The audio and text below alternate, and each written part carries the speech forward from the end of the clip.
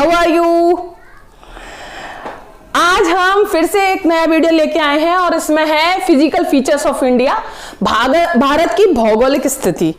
Okay, actually में तो ये क्लास जो होगी वो 3 या 4 वीडियोस में होगी। सो आप आईएएस के पॉइंट ऑफ व्यू से हम जल्दी जल्दी और कंपाइल करके एकदम से कॉम्पैक्ट तरीके से उस तरह नहीं पढ़ा सकते, और या फिर आपको पढ़ना भी नहीं चाहिए, थोड़ा सा अच्छे से उसको विस्तार से पढ़ना है। तो इसीलिए ABCD से शुरुआत करके एकदम फर्स्ट क्लास जो ज्योग्राफी ऑफ इंडिया की होनी चाहिए वो यही है। ठीक है, तो यहाँ पर आप देखेंगे कि किस तरह से भारत की क्या स्थिति है वो हम यहाँ पर जानेंगे। कुछ मेन पॉइंट्स हैं, पहले हम उनको लेंगे। ओके, तो देखिए यहाँ पर हमने लिया लॉन्गिट्यूडनल एक्सटेंशन। क्या है लॉन्गिट्यूडनल एक्सटेंशन? कहते हैं अक्षांशीय विस्तार। एक्चुअली में क्या है, जो हमारी जो पृथ्वी है उसे हमने डिवाइड किया हुआ है लैटिट्यूड्स और लॉन्गिट्यूड्स, यानी कि ये जो है ये बैठी हुई बिछी हुई रेखाएं जो दिखाई दे रही हैं वो है हमारी लैटिट्यूड्स, है ना, यानी कि आप इन्हें अक्षांशीय रेखा कह सकते हैं, है ना।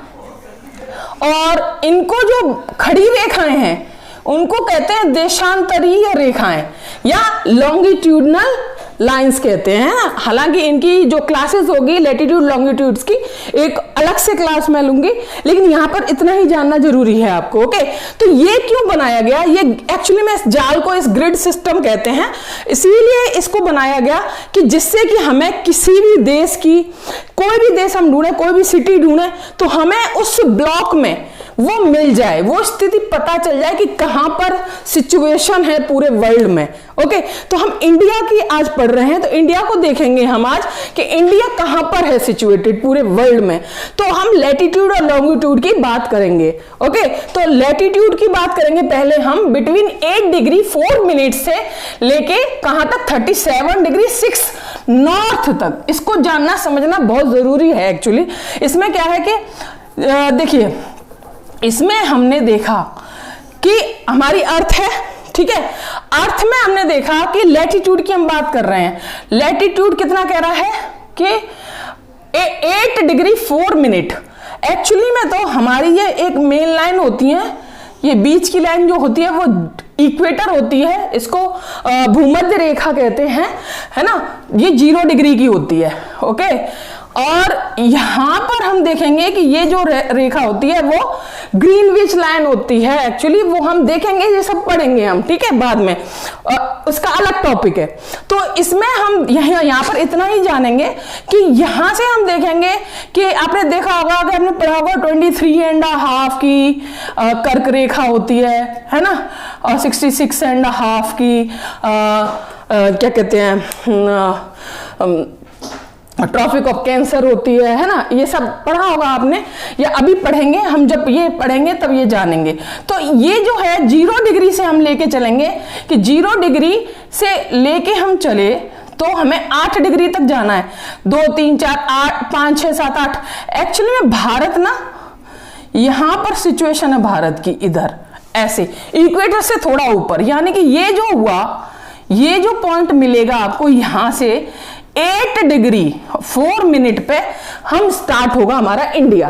ओके, फिर ये कहां तक जाएगा? 37 डिग्री 6 नॉर्थ तक जाएगा, यानी कि ये जाएगा कहां तक? ऊपर हम देखेंगे क्या स्थिति है। ये वाला पॉइंट जो होगा वो होगा 37 डिग्री 6 नॉर्थ। क्यों कहा गया दोनों को नॉर्थ? इसीलिए कहा गया कि ये जो है नॉर्दर्न हेमस्फीयर है ऊपर वाला, नीचे वाला है क्या? साउदर्न हेमस्फीयर, है ना।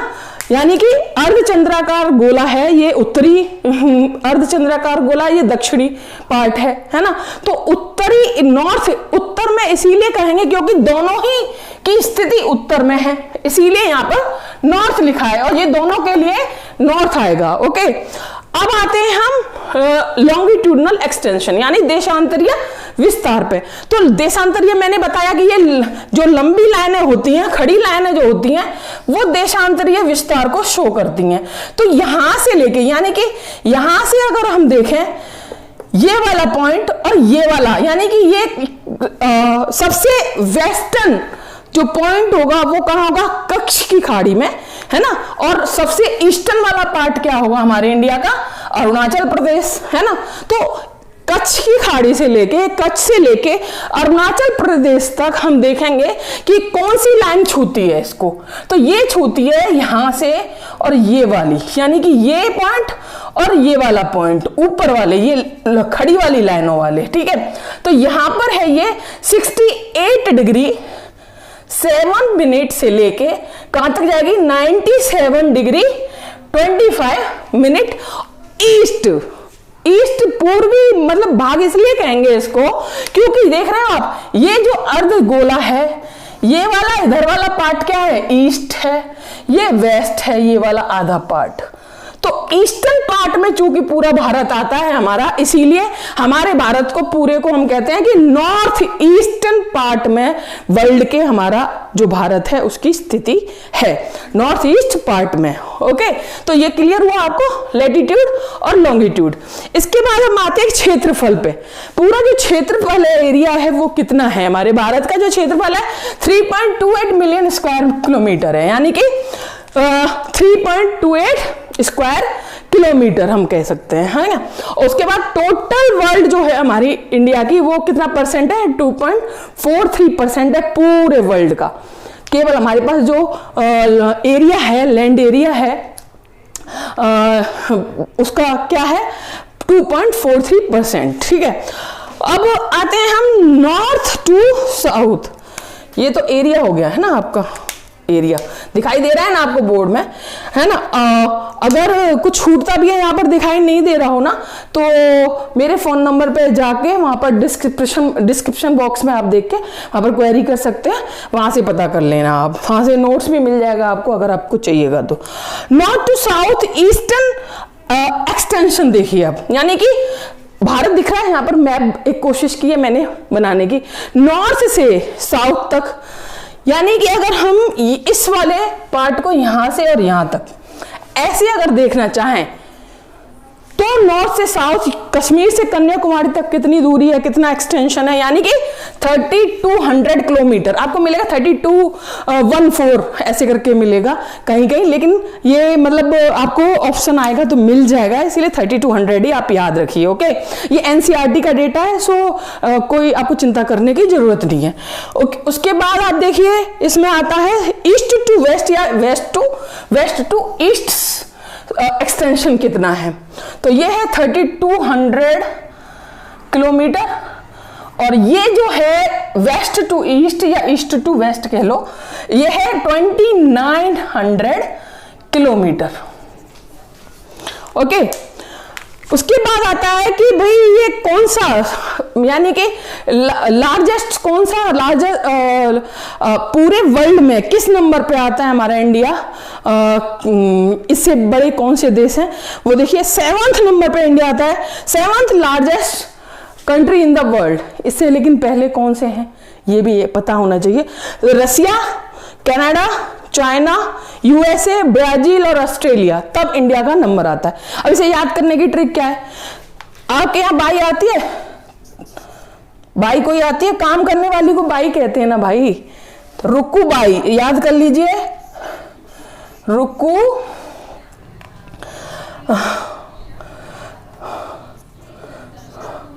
रुक्कू बाई।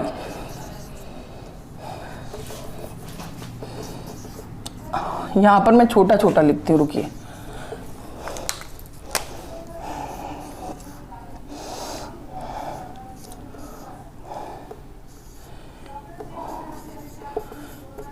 अब देखिए रुक्कूबाई में याद रखिएगा, रो जो आया है वो रशिया के लिए आया है, सी जो आया है वो कनाडा के लिए, फिर अगला सी जो चाइना के लिए आया है, यूएसए के लिए यू आया है, बी के लिए ब्राजील के लिए बी आया है, और ऑस्ट्रेलिया के लिए ए आया है, उसके बाद इंडिया का नंबर है। तो ये आप याद रखोगे कोडिंग तो याद रहेगा। ओके, सो अब हम आते हैं नेक्स्ट टॉपिक पे।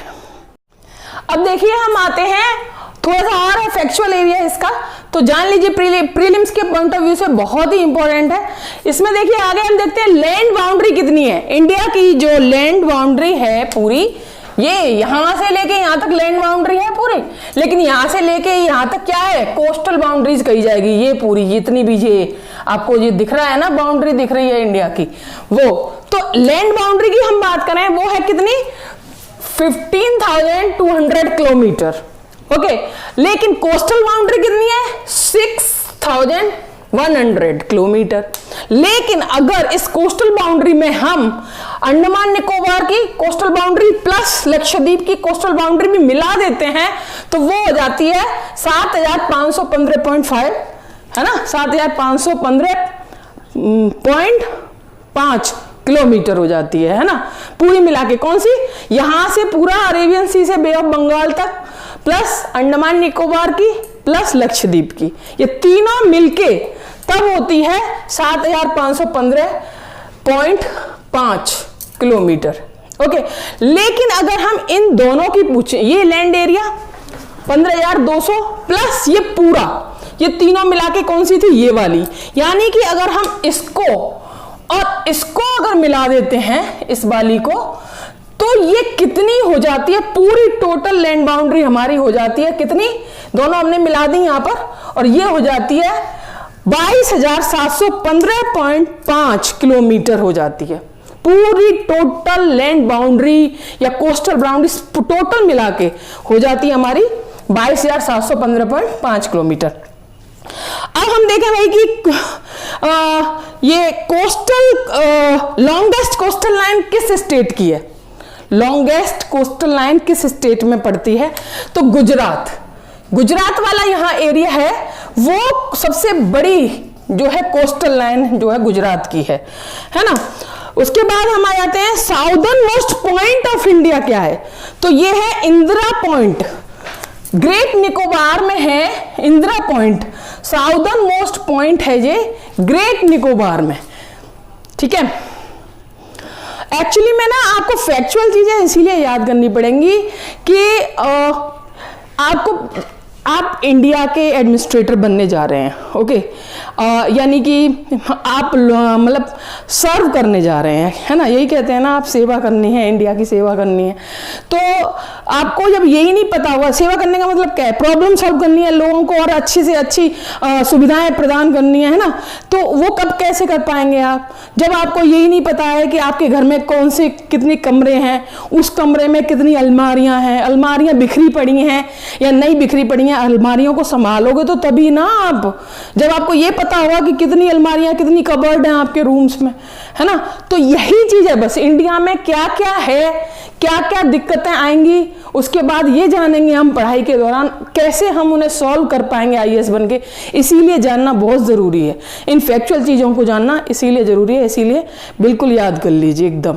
ओके, नेक्स्ट हम देखते हैं द मैरीटाइम बेल्ट, और इसे कहते हैं टेरिटोरियल सी ऑफ इंडिया, यानी कि समुद्री सीमा। कुल मिला के कहिए समुद्री सीमा हमारी कहां कहां तक फैली हुई है, कैसे कैसे फैली हुई है, और दूसरे देश की सीमा है उसे किस तरह से डिफरेंस कर सकते हैं उसमें।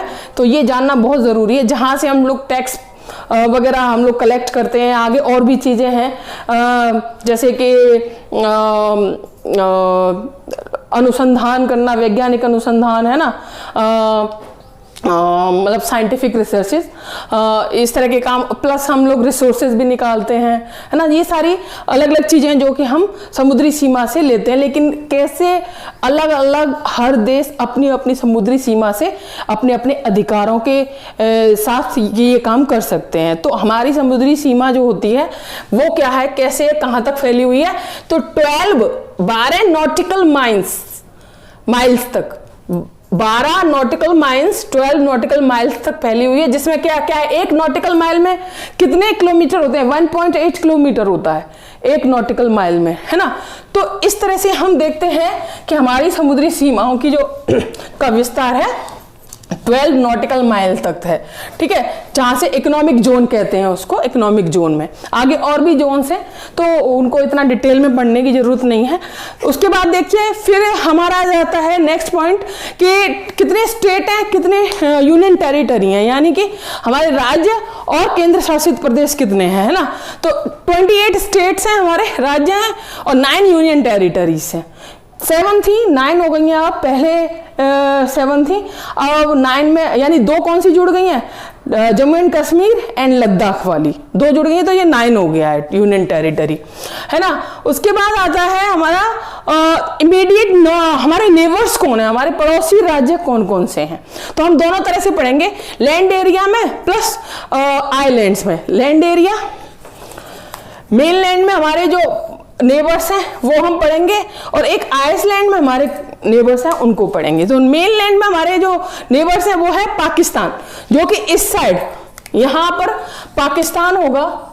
यहाँ अफगानिस्तान में जम्मू एंड कश्मीर की थोड़ी सी सीमा यहाँ अफगानिस्तान से लगी हुई है, अफगानिस्तान होगा। फिर चाइना, इतनी सारी सीमा चाइना की है।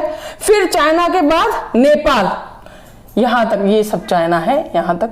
उसके बाद ये नेपाल, ये वाली पॉइंट, ये वाली सीमा जो है ये पूरा ये वाला एरिया नेपाल वाला, ठीक है। उसके बाद आपका आता है भूटान, ये छोटा सा जो दिखाई दे रहा है वो है भूटान। उसके बाद आ जाता है म्यांमार, यहां पर जो है म्यांमार वाली सीमा है। उसके बाद बांग्लादेश, बांग्लादेश ये वाला है।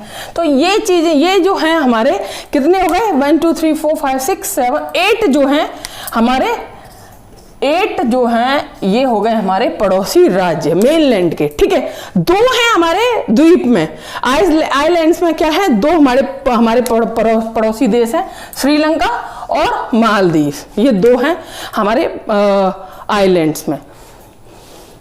अब देखते हैं हम ट्रॉपिक ऑफ कैंसर, है ना। ट्रॉपिक ऑफ कैंसर को किस लिए ले रहे हैं हम यहाँ पर, क्योंकि इंडिया को बराबर 2 पार्ट्स में डिवाइड करती है ट्रॉपिक ऑफ कैंसर्स, ओके।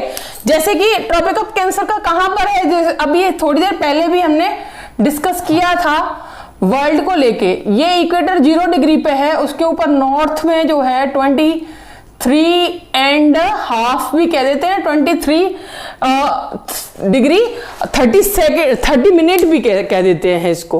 तो नॉर्थ में जो होगी इक्वेटर से, है ना, 23 degree 30 minutes of the equator, यानी ऊपर इसके नॉर्थ में, नॉर्थ जो होगी वो है कर्क रेखा, तुम्हारी ट्रॉपिक ऑफ कैंसर, ठीक है। तो ये जो है वो, ये लाइन हमारी इंडिया की सिचुएशन, मैंने पहले भी बताया आपको कि ये है हमारी इंडिया की सिचुएशन, ठीक है ना। तो ये ट्रॉपिक ऑफ कैंसर बीच में से, इंडिया को काटते हुए बीच में से इस तरह जा रही है, दिखाई दे रहा है ना आपको। तो ये ट्रॉपिक ऑफ कैंसर मैंने बनाई है, एक तरह से ये समझ लीजिए ट्रॉपिक ऑफ कैंसर, ये है ट्रॉपिक ऑफ कैंसर, ठीक है। तो इसकी ये किन किन राज्यों से होकर गुजरती है ये हमें देखना है। तो ट्रॉपिक ऑफ कैंसर गुजरती है 8 राज्यों से। सबसे पहले यहां गुजरात, फिर राजस्थान वाला एरिया, फिर एमपी बीच में, छत्तीसगढ़, उसके बाद झारखंड, वेस्ट बंगाल, त्रिपुरा और मिजोरम नॉर्थ ईस्ट वाले पार्ट, यानी कि ये हो गए गुजरात, राजस्थान, मध्य प्रदेश, छत्तीसगढ़, झारखंड, वेस्ट बंगाल, त्रिपुरा और मिजोरम। इन 8 राज्यों से होकर हमारी ट्रॉपिक ऑफ कैंसर गुजरती है। क्वेश्चन आता है, इसीलिए अच्छी तरह देख लीजिए इसको। उसके बाद देखिए कि ट्रॉपिक ऑफ कैंसर, एक और क्वेश्चन आता है कि ऐसी कौन सी रिवर है इंडिया में जो ट्रॉपिक ऑफ कैंसर को 2 बार काटती है ना। तो वो है माही नदी, हमने पढ़ी थी ना, लूनी, साबरमती, माही पढ़ी थी ना। तो माही नदी जो है वो ट्रॉपिक ऑफ कैंसर को 2 बार काटती है, ठीक है ना, 2 बार काटती है माही नदी, याद रखिएगा। माही रिवर याद रखिएगा, ओके।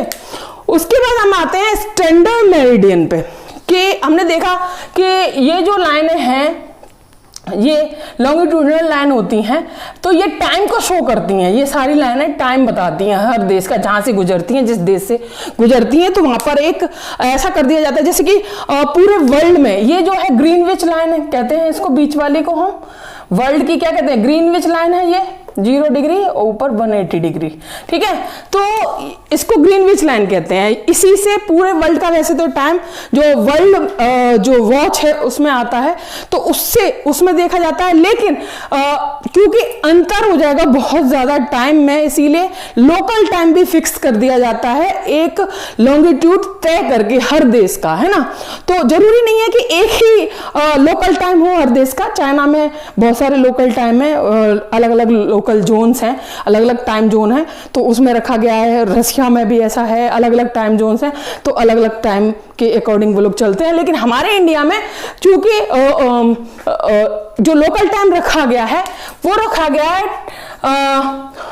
कहां से भैया, ये रखा गया 82 डिग्री 30 मिनट ईस्ट की जो लॉन्गिट्यूड है हमारी, उससे रखा गया है, जो यहां से गुजरती है नैनी, इलाहाबाद के नैनी से गुजरती है, क्योंकि ये लाइन ऐसी है जो इंडिया को लगभग 2 पार्ट में काटती है, ठीक है ना। ये लाइन ऐसी है नैनी वाली, इंडिया को 2 पार्ट में डिवाइड करती है, और यहां पर है इलाहाबाद वाला पोर्शन, ये मैंने बड़ा सा गोला बनाया है ना। नैनी है यहां पर, Naini in near the Allahabad in UP, है ना। वहां पर जो 82 डिग्री 30 ईस्ट वाली लॉन्गिट्यूड है, वहां से टाइम जो है लोकल टाइम या स्टैंडर्ड टाइम जिसको कहते हैं, वो तय किया गया है इंडिया का। क्यों किया गया ऐसा? क्योंकि ईस्ट में अरुणाचल प्रदेश से लेके कच्छ अगर हम देखें राजस्थान तक या गुजरात तक 2 आवर्स का डिफरेंस आ जाता है टाइम में।